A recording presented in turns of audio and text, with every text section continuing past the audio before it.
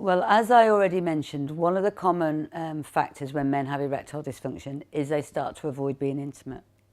They avoid being sexual and they avoid being intimate because they're worried about failure.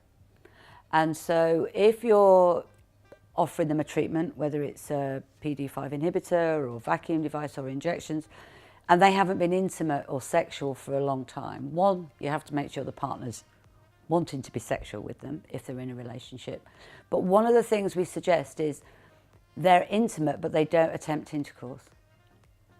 So the rationale for that is to give the man and the woman, or two men, whatever the relationship is, very, very clear boundaries about what's expected.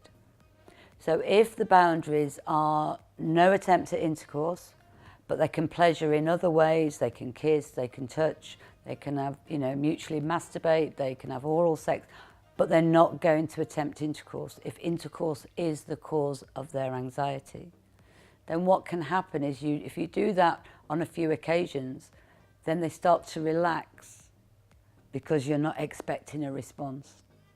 And so because they relax, they then get a better response from the medication if they're using it. So we often use clear boundaries with a couple who haven't been intimate for some time, so they can relax. The more relaxed they are, the better their arousal.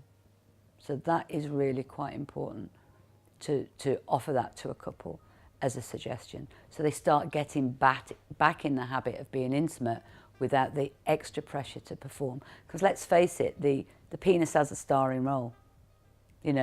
The erection starts penetration and ejaculation ends it. So there's an awful lot of pressure on the man. So sometimes, suggesting they don't engage in that activity but do other things can be really helpful.